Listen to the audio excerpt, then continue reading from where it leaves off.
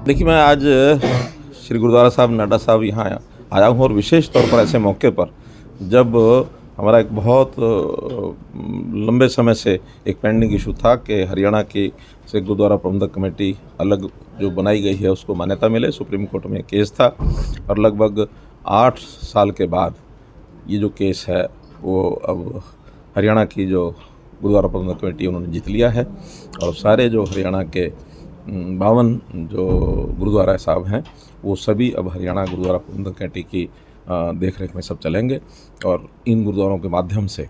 जो भी समाज की सेवा के काम सब होते हैं वो सब बहुत सुचारू ढंग से चलेंगे। हरियाणा के सभी सिख समाज को मैंने अपील की है कि सब मिल करके किसी प्रकार का अब अंतर्विरोध जो पहले चलता था कि कुछ गुरुद्वारे हरियाणा प्रबंधक कमेटी के पास थे, कुछ गुरुद्वारे SGPC के पास थे, तो सब मिल करके एक ही छत्र छाया में और कोशिश ये रहेगी कि सबको साथ मिला करके एक टीम बनाई जाएगी और उसके अनुसार सब चलेंगे। आज उसी उपलक्ष्य में मैं गुरुद्वारा नाडा साहिब आकर के गुरु साहब का आशीर्वाद भी मैंने लिया, मत्था भी टेका है और सब लोगों को मैंने बधाई भी दी। जी सर, इसके अलावा बारिश का मौसम है सर, आप देख रहे हैं फसलों को लेकर के काफ़ी किसान जो है सरकार की तरफ अब देख रहा है, दूसरी तरफ परमात्मा की तरफ नहीं। सरकार का क्या रुख है सर इसको लेकर? देखिए, ये बहुत ही एक ऐसी इस समय चल रहा है कि जो जिसकी बिल्कुल अपेक्षा नहीं थी। अब फसल पकी हुई खड़ी है, धान की फसल, और वर्षा पूरे हरियाणा में, पूरे उत्तरी भारत में जो 2 दिन से बरसात हो रही है इससे नुकसान भी हो रहा है और हम नहीं चाहते कि नुकसान जो है सारा किसानों को झेलना पड़े। इसके लिए हम स्पेशल गिरदावरी कराएंगे और स्पेशल गिरदावरी जैसे ही बरसात रुकती है उसके बाद जो फसल खेतों में ख़राब हुई है उसकी स्पेशल गिरदावरी करा करके और जो भी नीति अनुसार किसानों को जो है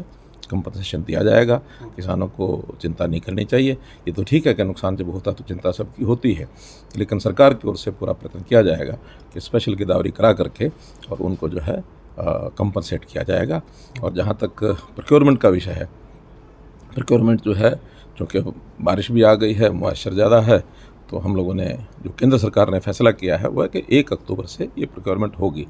कुछ हमारे किसान भाई और कुछ हमारे जो किसानों के नेता वो कह रहे थे जल्दी प्रोक्योरमेंट कराएं, तो जल्दी होने का वैसे भी अब कोई संभावना नहीं है क्योंकि मॉइस्चर बहुत हो गई है धान में, और जब तक वो मॉइस्चर कम नहीं होगी तब तक मिलर भी उसको नहीं लेगा, डिपार्टमेंट भी उसको नहीं लेगा, वरना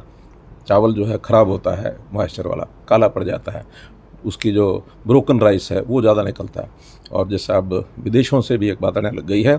कि देश का जो ज़्यादा ब्रोकन राइस है 20% से ज़्यादा अगर ब्रोकन आएगा तो उसको हम यहाँ से एक्सपोर्ट नहीं कर पाएंगे। इसलिए सबको सहयोग करना चाहिए और जो 1 अक्टूबर को डेट तय की गई है उस समय जो भी कोई उस धान को सुखाने की व्यवस्था, उसको ठीक व्यवस्थित करने का ये सारा काम मंडियों के द्वारा किया जाएगा। इस पर सब लोगों को सहयोग करना चाहिए। सर, फसलों के उठान को लेकर के अगर हम बात करें या फिर जो दूसरी तरफ मंडियों के अंदर जो फसलें हैं कई जगह वहाँ भी ख़राब होने की जो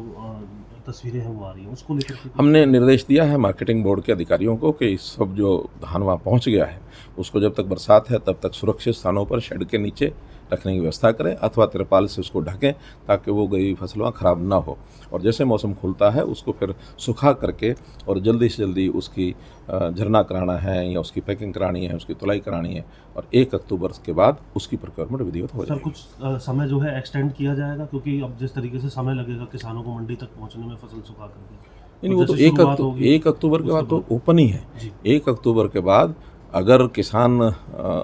एक रेगुलर स्पीड से आएंगे तो जो किसान जब पकाता है वो लेके आएगा। अगर एक साथ किसान की फसल पक जाती है तो फिर उनको टोकन सिस्टम दिया जाता है, उनकी बारी टर्न तय की जाती है कि किस दिन किन किसानों को आना है, ताकि अगले 35-40 दिन